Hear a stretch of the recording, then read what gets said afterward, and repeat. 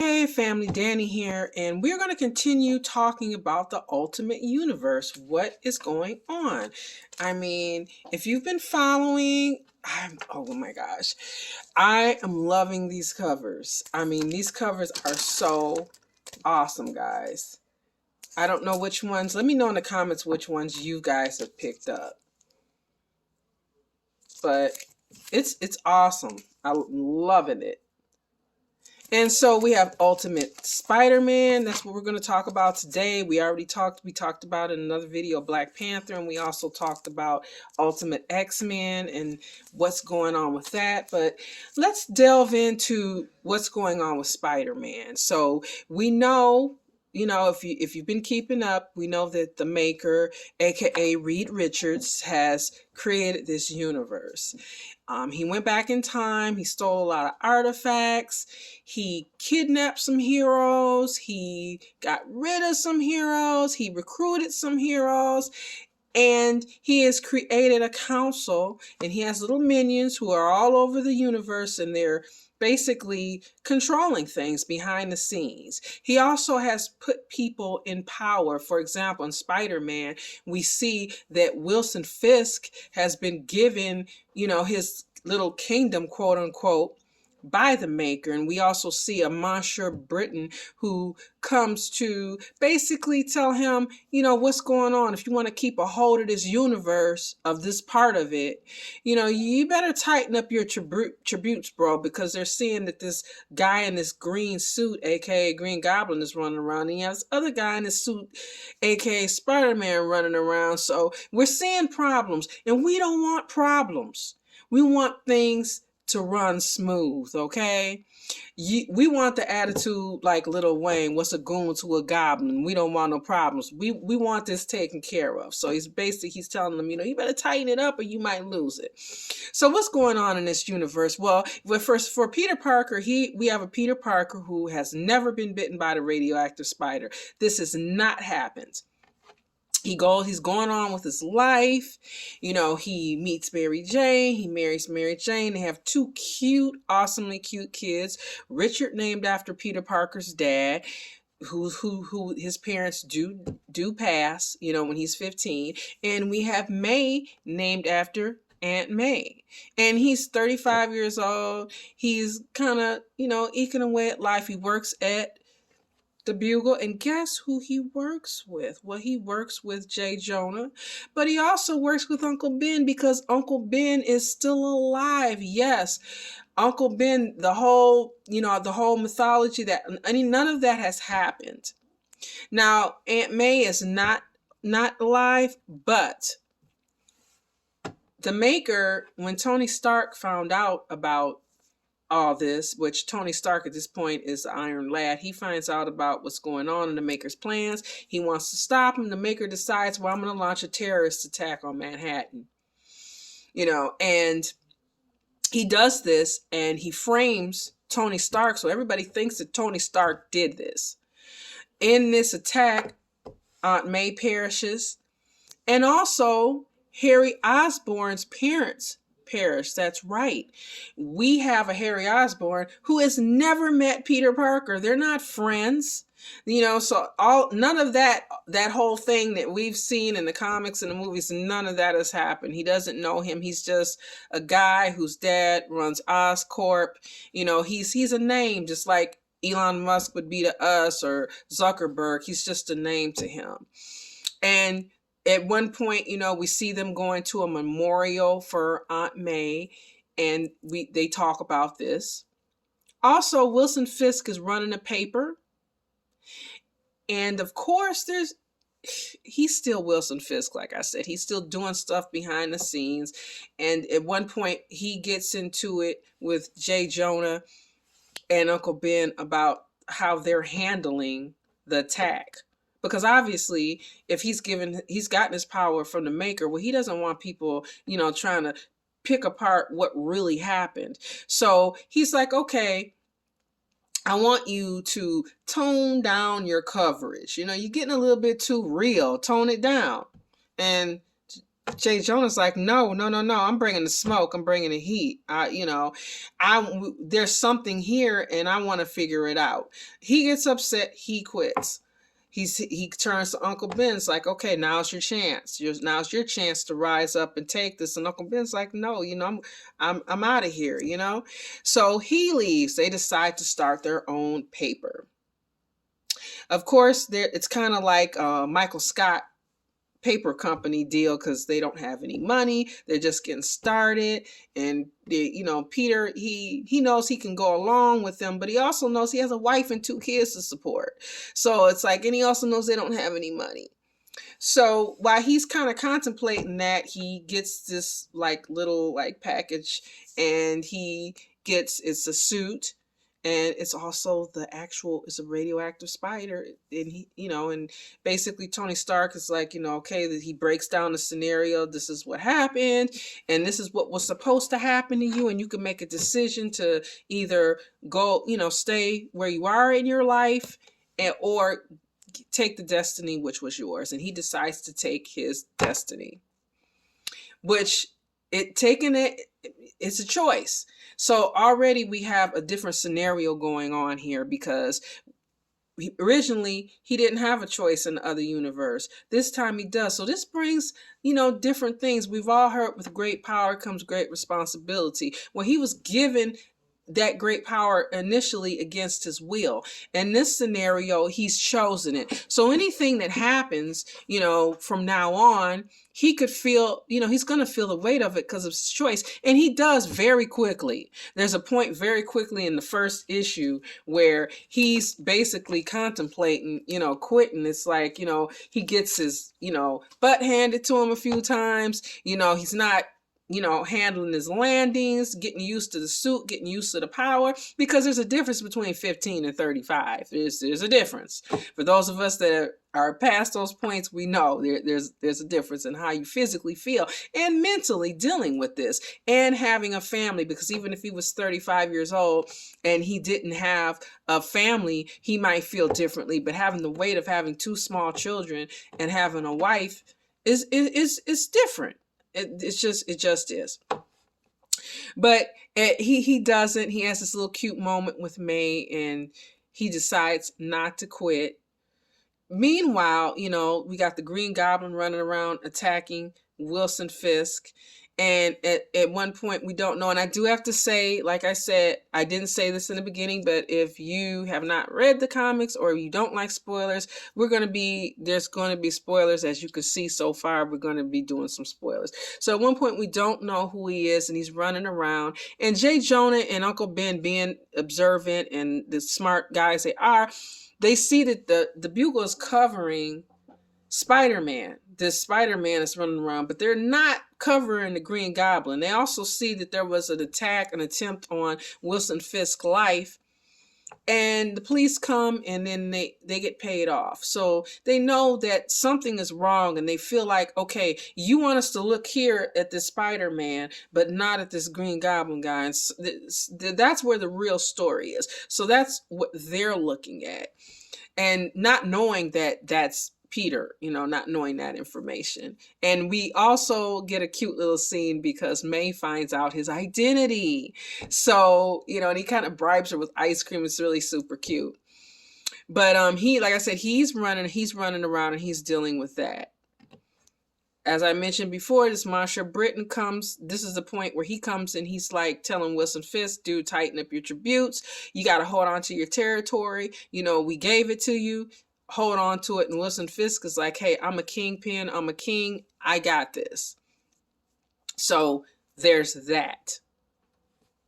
Then we get, okay, so Peter, he goes to visit Uncle Ben and Jay Jonah, and they're talking about, what they're working on and everything. And he's like, yeah, but I think that other guy, that Spider-Man, the other guy is kind of cool, photogenic and everything like that. And, and they're asking him about what's going on at the paper, and he's giving them a little bit of insight of the fact that they're not really covering the story, they're basically confirming in a nutshell their suspicions. And he decides to go on a stakeout to try to figure out what's going on. So he goes on the stakeout, and all this is what happens. This is taking us basically to issue 3, that just came out. So he's going on the stakeout, and here, if you haven't seen, that is Mary Jane and Richard, and I'll be posting pictures.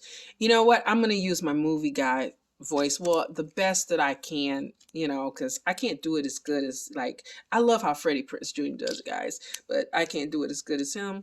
But I'm gonna try. Okay, so 20 years ago, the Maker prevented a radioactive spider from biting a young Peter Parker. He likewise prevented the creation of any other superheroes and formed a secret council to rule the world from the shadows. 2 months ago, Peter Parker, now a married father of 2, allowed a radioactive spider to bite him after Tony Stark sent Peter a Biotech suit, the spider, and the warnings of the Maker's Council. Since then, Peter has used his incredible new abilities to pursue the truth of the world, while his uncle Ben Parker pursues it through investigative journalism after leaving the corrupt Daily Bugle owned by Wilson Fisk.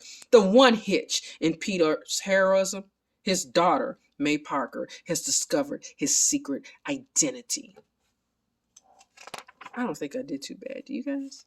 So it's in this issue that Peter actually, May is actually the one who helps him, like, designing the suit, because initially it isn't the quintessential suit, and they kind of go through different iterations of it, and then finally we get this one. That's right, we get that one. So he goes on the stakeout to try to catch this Green Goblin guy who's running around, and as he's doing this, well, the Green Goblin gets attacked by who? Bullseye. So he's watching them fight, and the Green Goblin is like, you know what, basically accusing Bullseye of being one of Wilson Fisk's minions, and Bullseye's like, dude, I don't work for him. I work for the people who really are controlling all this. And I just want to do my job and get out of here because I want to go back home. And Peter decides to jump into the fray. And Bullseye's like, okay, great, dude. You know what? We can do a 2-for-1, bro. I can just knock you guys both off and get this out of the way. So he tricks. They wind up kind of tag teaming, and it's a touch and go, but they wind up tricking him. They get him. They basically, subdue him. And Peter, he's like, this. I'm new at this, and I don't know what to do. Like, should we call the police? What should we do? And Green Goblin's like, you know what? Wilson Fisk owns the police, so nothing's gonna come of it, and so it's really nothing we could do. So Bullseye kind of limps off and everything, and that leaves the Green Goblin and Peter Parker, aka Spider-Man, just kind of standing there looking at each other, and Green Goblin's looking at his suit, and he's like, cool suit, and he's like, yeah, and he's like, some might say it's kind of proprietary because he recognizes that there's Oscorp tech in that suit. So he pairs the suits, and Peter's like, what's going on? What's going on? What's going on?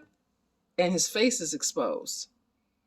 So now this Green Goblin is standing there, and he's looking at him, and he sees, okay, I can see your face and know who you are. And so he says, hi, my name is Peter.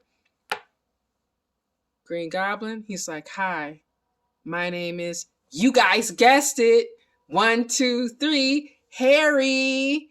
And he says, you know what? This world is really crazy right now, isn't it? And Peter's like, yeah. And he's like, yeah, let's go have a drink and talk about it. This is crazy, you guys. I am loving this Ultimate Universe. It is freaking awesome to see characters that we know and love acting in different ways, but not crazy different ways, but just, it's almost like a choose your own adventure.